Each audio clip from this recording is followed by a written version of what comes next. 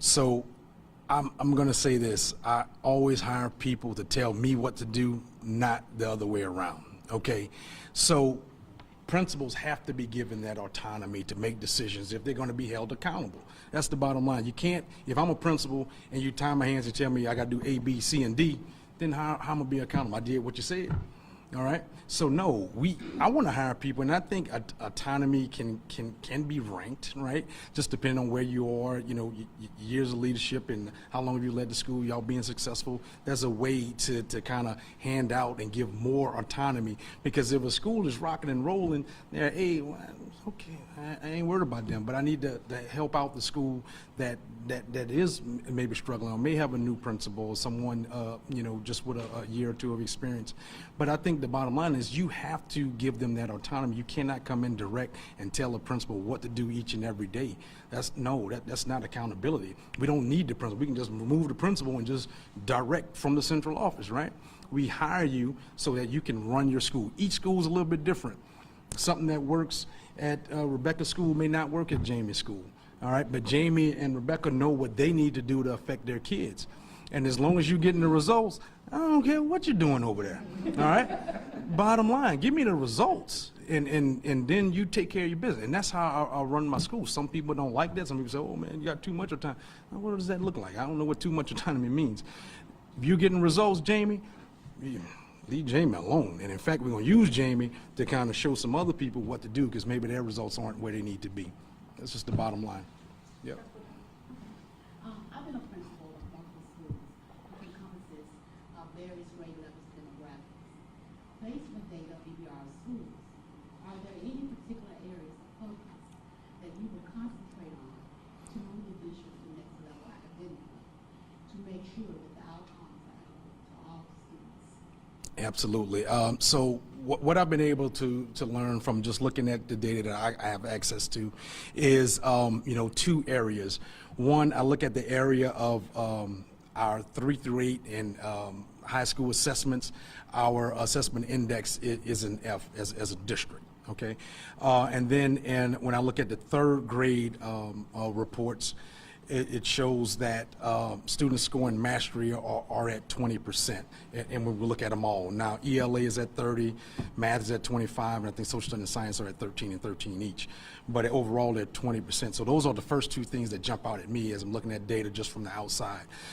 So those would be where I would say, okay, what do we need to do to gain some traction? Now, what's good about it is that your progress report is a B overall in the district. So we are moving kids, so that tells me that they're coming to us at this level, and we're moving them, but we're not getting them to mastery yet, but we're trying to get them there. So what that tells me are a couple of things. One, we obviously continue the investment. I think that we've started the investment, but in early childhood and our birth 3, our pre-K programs, what are we doing there to ensure that they're getting to kindergarten on time, you know, or on time, getting there ready to learn, and then what are we doing in 1st and 2nd grade and during the 3rd grade to have the results that we're getting. We know, I can just tell by the data that our kids are coming with deficits, all right? And we know that poverty is a huge indicator in that. We definitely understand that. So what can we do? And I think that one of the answers is investment in that early childhood to make sure that we have quality programs providing the correct instruction that they need coming into our schools. So let me just expound on that. Yes, ma'am. Mm-hmm. I guess I see what we use in schools. Schools that need the most often receive the less resources. Mm-hmm. Even schools that have the most vacancies are mostly schools that really need high quality teachers. What would you do differently to make sure those schools are staffed with high quality teachers for our inner city schools and schools that need it the most? Yes. So with that question, here's the thing. I've been around a long time. I've seen different superintendents handle it different ways. This is the way I've always handled it. I like to give the carrot than the stick, meaning if I have high-performing teachers around the district, and we have this low-performing school that has 10 vacancies coming up, and school's starting in a couple weeks, how can we incentivize you to go to this school? I'm not going to just take you and put you over there, because if you don't want to go, you might leave and go to out the parish. You might not, if you don't want to be there, you won't do a good job. Back to that feed the teacher thing. So I like to provide incentives. Okay, what can we do to get you to go over there and to help our most needy kids? Now, and we know we all chose this profession because we love kids, we love working with kids. So there's a little bit of, Angela, I really need you over here. But as well, Angela want to know what you gonna give me too now to go over there. If I'm gonna uproot where I am to go over here and work in the school where we know it's gonna be harder work. We know it's gonna be harder work. How can we take care of you though, in order to give you some additional? So I'm a big believer in incentivizing people to go places that really, really need them, and we got to provide those incentives to do that. Yes, ma'am. Mr. George, you let us know that one of the first things you want to do is meet with each group of employees at EBR, and you've done your homework. You let us know that what's going on with our students in grades 3 through 8, where we are as far as our report card. So when you meet with these groups of employees, do you have a 90-day plan with targeted goals, and will you address those with each facet of employees? And do you have a goal for each facet of employees that you plan to meet? Yeah, no, thanks for that question. One, yes, I do have a 100-day plan actually that's already ready to go. I'm handing it out to the board tomorrow night before my interview. Also, part of my 100-day plan is meeting with these different groups of people to just gain insight on what are the issues that need to be resolved. I've been asked about different plans, or what do you plan to implement and all that good stuff. One, I got to listen first. Yeah, I got some ideas about what works. I know what has worked for me in the past in different places, but every place is a little bit different. So I have ideas. I have an academic strategy, right? However, it's going to be tailored to East Baton Rouge Parish, and that's going to be based off the input that I receive from the educators that I began talking to during my first 30 days. So I've basically kind of divided it into 3 different parts. Like my first 30 days, that's pretty much engagement, where I'm going to be engaging all these different parts. The next 30 days are going to be, basically execution. Now I've learned, so I'm starting to synthesize what needs to happen. And then that last 40 days will be to elevate, is to kind of put these things on paper and be ready to start to share with our school board, with our employees about, hey, this is what I've learned, and here's what we need to do in order to continue the improvement of our schools. So yes, ma'am. Yes, ma'am. Y'all fighting with those tents, man. They just will not stay up. Great question. So I'm gonna go speak from a high school perspective. Sure. I read some research a long time ago that said in Louisiana 30 to 33% of the residents have a 4-year college degree. And so that has told me in the time that I read that not everybody goes to college. So what would be your plan to help to continue to grow what we do with STEM education, and to help our students and community understand that top university diploma and that jumpstart diploma are equal in Mm-hmm.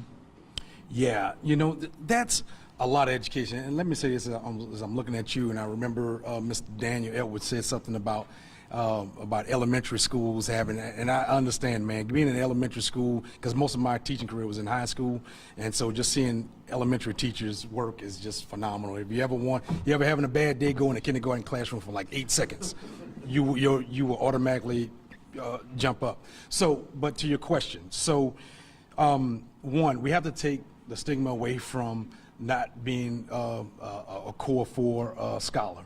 My dad was a welder. All right, made very good money. Still, I mean, in his retirement, he loves making barbecue pits, so he makes barbecue pits to this day, if you ask him nicely. And so, there's a need for so many different skilled laborers that, just call anybody, when you leave here today, call an air conditioning person, see when they can come to your house. Okay, I know I just saw it's on top of mine because the AC guy came to my house on Monday, and last Monday, and I asked him, I said, how many people on your team? And so I got 20 employees. I could hire 20 more tomorrow if I had them, all right? But, you know, when you're talking about plumbers, carpenters, talking about plumbers, HVAC folks, those are all skills that are very reputable, that pay a lot of money. So how do we detach the stigma of, oh, you're not going to college?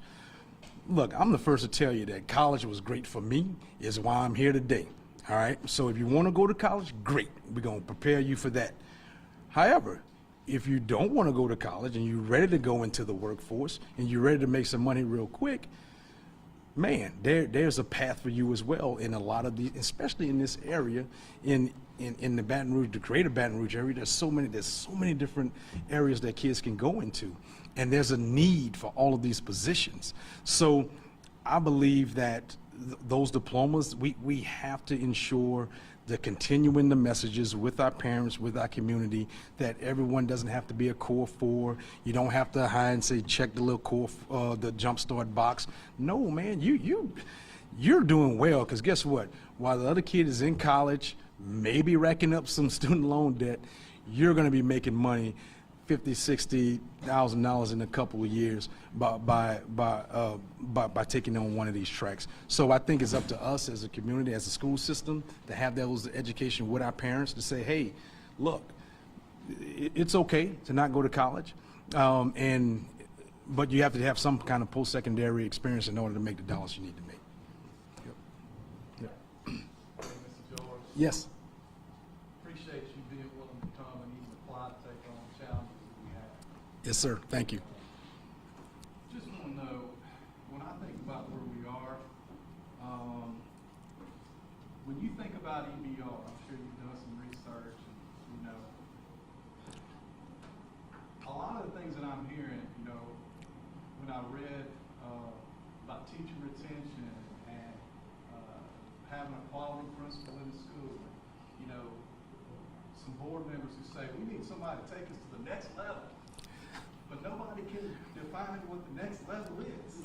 All they want to say is, well, we've got to hire better teachers. We're already trying to do that every day. Every day of the week. Every way you can think to hire better teachers and retain teachers. And you know, we got to have a great principal in the building, but nobody can tell us what a great principal is. But we're all busting our rear ends every day to try to help kids. So in your mind, when you think about where EBR is, are we missing the boat somewhere? Is there some kind of miracle thing that we're not doing that we need to be doing? Or what's the difference going to be if they say, okay, Mr. George, you're the man. Mm-hmm. What, are we missing something? Or, and then the other thing, if I could just get a minute, charter schools, okay? You're the principal at U-High. We know about the football program at U-High. We know how successful y'all are.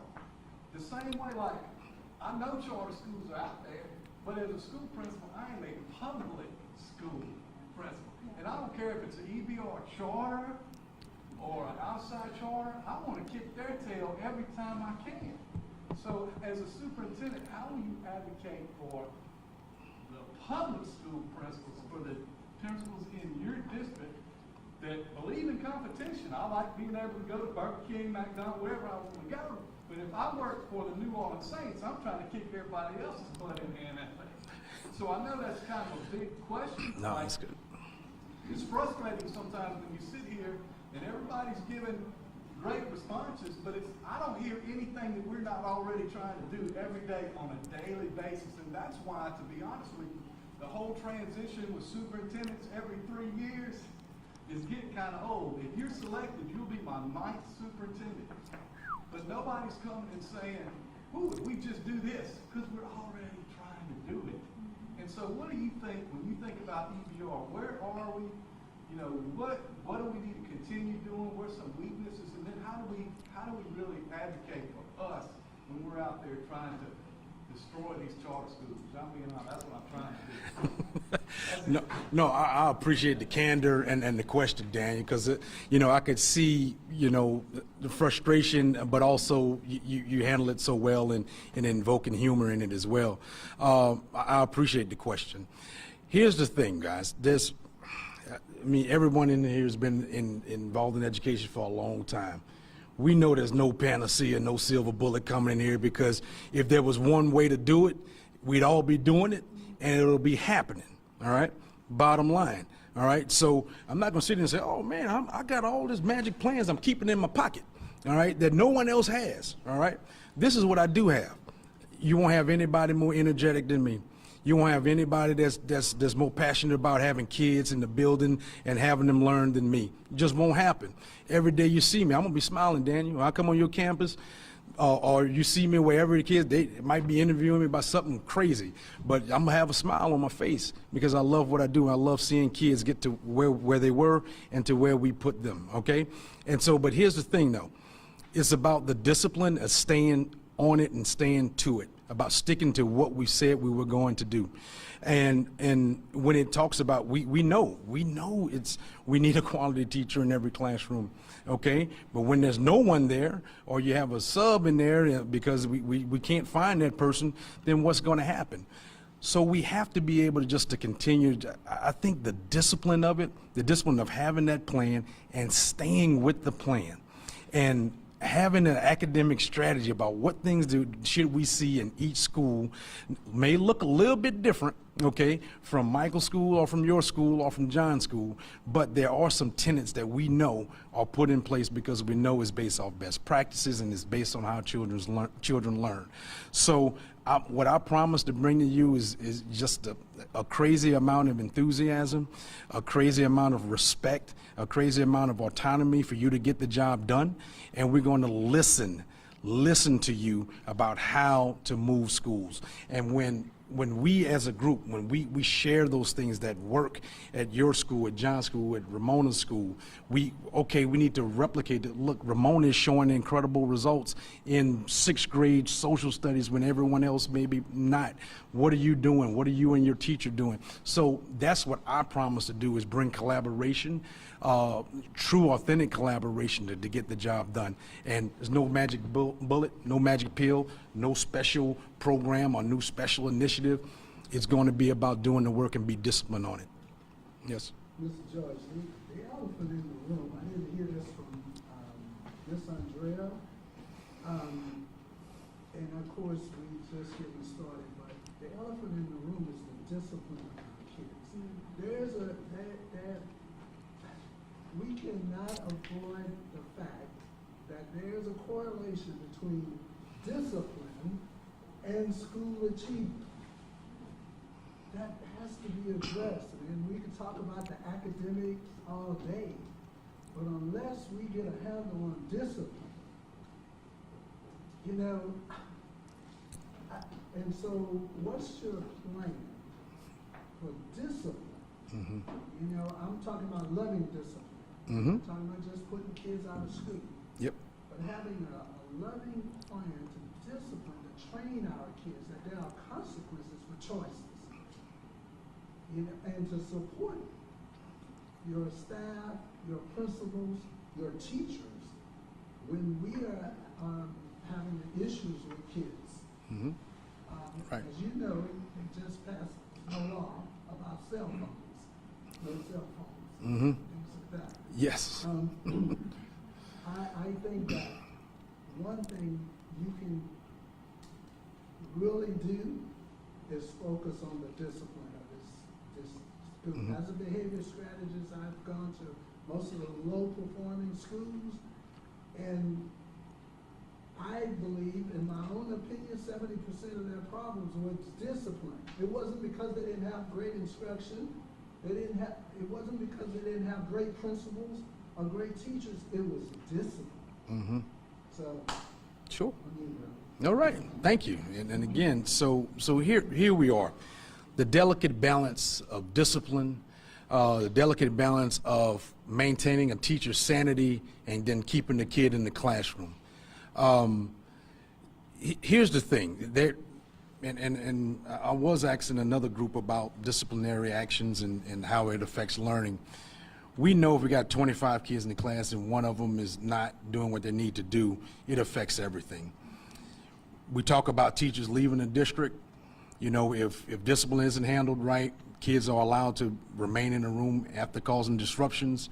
That burns a teacher out quicker than almost anything. And I think our administrators in here know that and understand that, and you got to handle it. If you write a referral on a kid and they, don't handle it, or the kid is still in the classroom, all of those things affect the teacher in the classroom. So what's that delicate balance of, okay, kid, you haven't done what you need to do, so we get you out. Now they're not receiving the instruction that they would in the classroom, but when they're in the classroom, they're just stopping the instruction of everybody else in the classroom. Where does the teacher's responsibility lie? Okay, that's the question that we have to answer.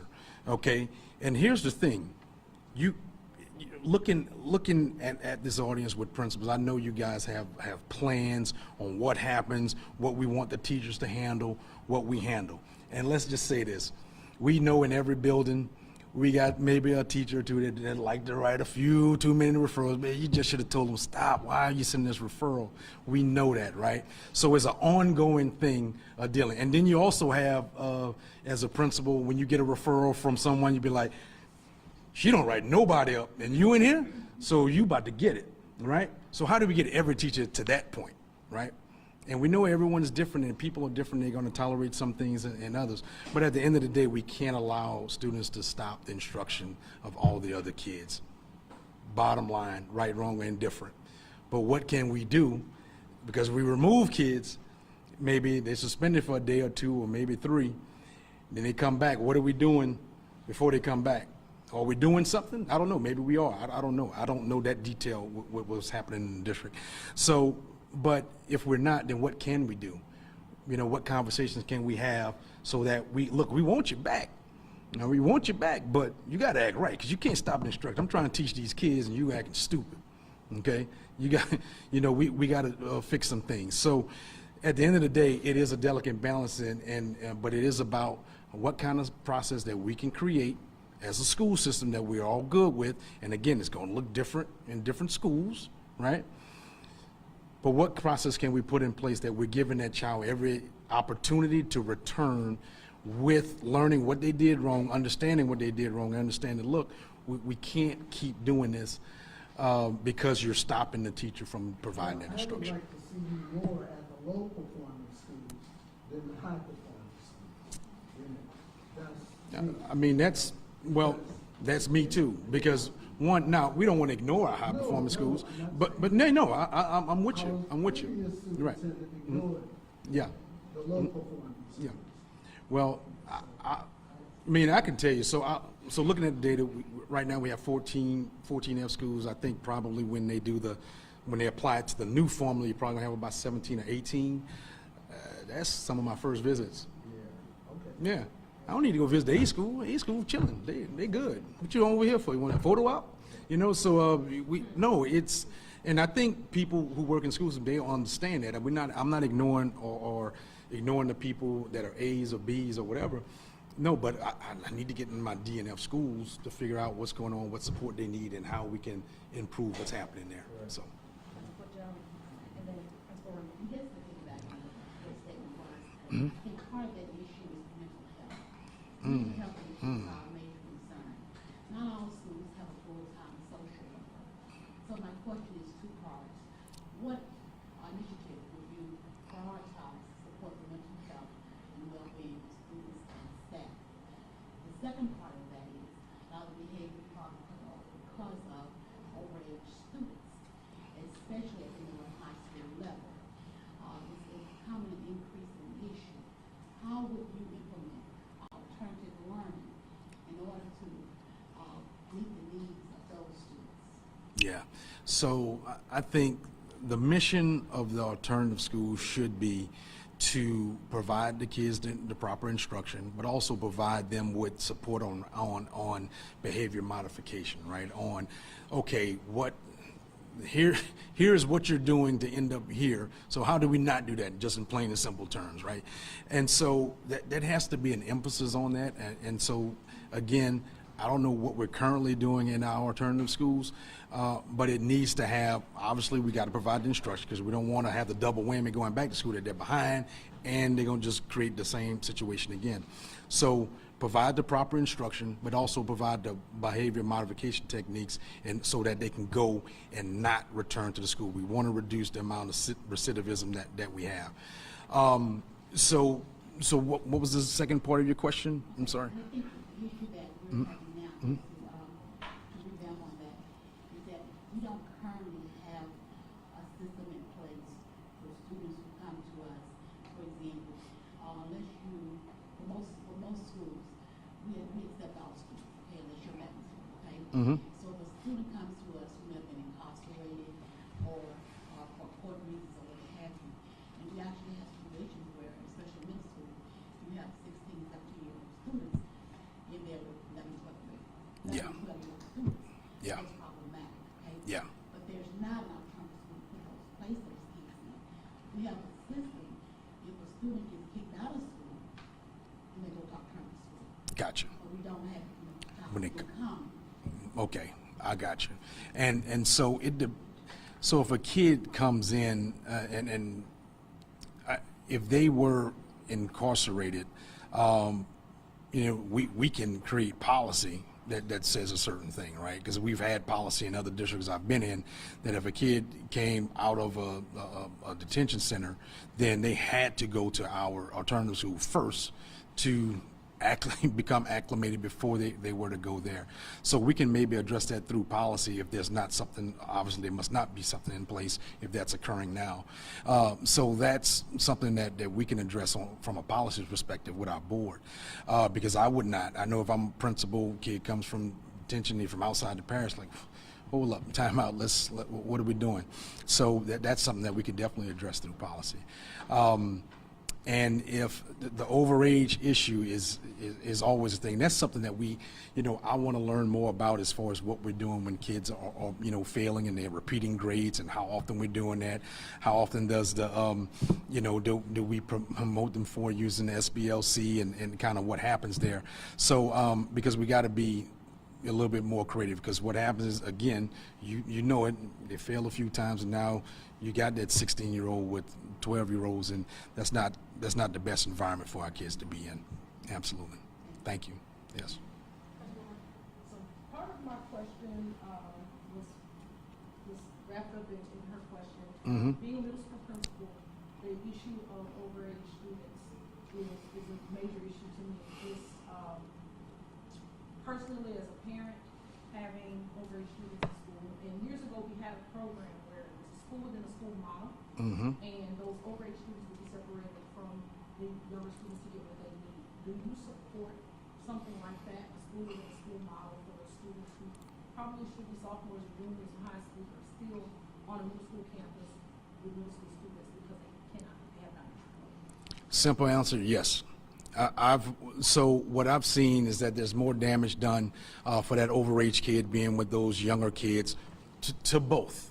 Okay, because one, mentally I'm like not even on the same level as this. I'm 16, you're 12, and it's just not working out. So I've always provided for, let's have a different system. So in the schools that we had in St. John, they were all K-8, and so when those kids were failing, what was happening when I got there is that, okay, kids fails third grade, okay, then they'll fail fourth grade, so now they're 2 years behind. But then when the SBLC them, they'll skip them past fifth grade, and it's like, we're not setting that kid up for success, okay? What's a better system is, okay, they don't have what they need in order to pass from third to fourth. What can we create, giving principals the autonomy to say, hey, create with this group of kids that didn't make it, what can you do with them so that they're not held back with the third graders, but they're not ready to be with the fourth graders? So what can we do? So that sounds like the model, what you're saying, you're giving these kids some additional support and some different things than they need, but I'm a big supporter of that. And obviously, so I've changed some things when I was in St. John about how we kept moving kids. I was like, we're failing them 2-3 times, but then we skip them, and like, so what's going on there? So definitely a supporter of that. Yes. Yes. So, as an elementary school teacher for 15 years and a mentor in our school system to new teachers, the number of vacancies that we had last year in the EBR school system was staggering. But luckily, I was at a school that we did get all of our vacancies filled, but they were filled by people who had never stepped foot in a classroom before. And as a mentor, I did what I could. Right. But I am also in a classroom all day, and I am their first line of support. It is broken. It is definitely broken. So many of the problems I hear us talking about are problems that tenured teachers that have been in the school system for a long time know how to head off before they happen. New teachers don't know their way around the school, and we're asking them to handle these children with mental health issues. So I'm curious if there's anything from your U-High model, which I'm kind of familiar about, that you maybe could help us with here when I'm saying that as a mentor for 10 years, it's broken. And our new teachers are not getting trained, and they're leaving. They're heading right back out the door that they came into before they even understand what being a teacher means. Yeah. So we're losing a lot of opportunity. We worked so hard to get these teachers in here, and then we just let them go. Right, right. So do you have any idea how that problem could be fixed? Yeah, so one, here's the thing. One, that is a huge problem that we have, not only here in EBR, but across many school systems across the state. Getting people in, new people in, they get burnt out and then they leave, and you spend a lot of time working with them, and then you got to start all over the following year. Sometimes folks are coming in uncertified, and you're working with them and trying to get them the way they need to be. So, you mentioned U-High, we are, and I think y'all, I know y'all had one school that was modeled after U-High by having those two teachers in the classroom. I'm not sure if they still follow that model at Mayfair, but it's an amazing model. It's an incredible resource to have two certified teachers in the classroom from kindergarten to third grade. Talk about making sure kids are ready to go after third grade. That's an incredible model, and there you're able to get two certified teachers in the classroom. So. This is what I've said about that model. That is an incredible model, and if you can fund it, it is incredible to try to do, especially in K1 and 2, because so much learning occurs there. If you get that part right, it just creates a better educational experience for that kid, and they're going to reach their full potential. Funding wise, can that be done, right? And so I know there's issues with that. But if we know that's a good model, then I think it's my job as a superintendent to find the money to do it, at least begin to do it, right? If that's something that we feel it will help our school system. In terms of the vacancies and, that's, when we go back to the vacancies and retention, it goes back to how do teachers feel? Again, if their working conditions, if the discipline isn't being taken care of, they feel like they're not being supported or being valued, then they're going to leave, and they're going to encourage anybody else not to come or to leave as well. Conversely, if they do have good working conditions, they do feel valued, they do feel like they're a part of the system, and people listen to them, then they'll stay, and then they'll encourage other folks to come as well. They'll call and say, hey, I've got a 4th grade position, teacher just retired, you need to apply to come here. The best recruiters of teachers are teachers, period. So that's where we need to head in order to make those conditions better for them. Mm-hmm. Yes. We have 15 minutes left. Principal Hilton. So I have a narrow question about curriculum. I'm going to phrase it a little bit differently. Louisiana has historically had, we're overrepresented in the arts and politics and leadership positions, military, and so on. And we have some literacy problems and some other problems, and we do, as someone pointed out, produce a lot of engineers, but they tend to come from engineer families. Mm-hmm. Would be the best way. Yeah. And where we do have a strong weakness is apparent and historic is in mathematics and technology training, and especially at a conceptual level, we're not introduced to things have changed. Computers work in binary, and they say base 16. Physics and so on, you work in dimensions that are not vertically, and it could be second or seventh or fourth, 11th dimensions and so on. And these are all things that you hit as soon as you get into college. And I don't want to minimize vocational training at all. But manufacturing jobs, even in Louisiana, in the 70s, nationwide were 25%, now it's like 12% nationwide. It may not be such a dramatic drop here, but it's going to. And I'm emphasizing technology, and someone pointed out in the break also, AI may suck up a lot of the technology jobs. But we don't know that. And where we know that we do have a definite weakness is in mathematics and technology training, especially early. And in particular with the curriculum, we're not really introduced. I was educated here in Louisiana. I was not introduced to any of that. Of course, computers weren't used. So, how would you address, if you had the option to, as a curriculum, that particular question? How do we get our students, don't have to be computer programmers or engineers, but how do we give them that option at a really basic conceptual level after they're out of their training in high school? And some of those things may even show up in vocational training as well. Yeah, no, thanks for the question. Thanks for the background on that question. So here's the deal. I think we're when you start looking at exploratory courses, elementary school, middle school, I think is the latest. You should introduce some type of exploratory course for those kids so that they can get a. When you expose them to it, right? You can expose them to whether it's the coding, whether the different courses that you need in order to go into one of those STEM fields, one of those mathematical fields. You have to. The latest you can introduce that to them is in middle school. There's some courses, the curriculum already built in some of those different things. I think LSU has even created some that folks can go get trained and implement that into their schools. But I think the earlier you start it, the earlier you start, and there's different programs for that. When you talk about, different curriculums that you can put in to the elementary grades. But I think the latest you can do that is in middle school, because I think by the time you get into high school, yeah, that's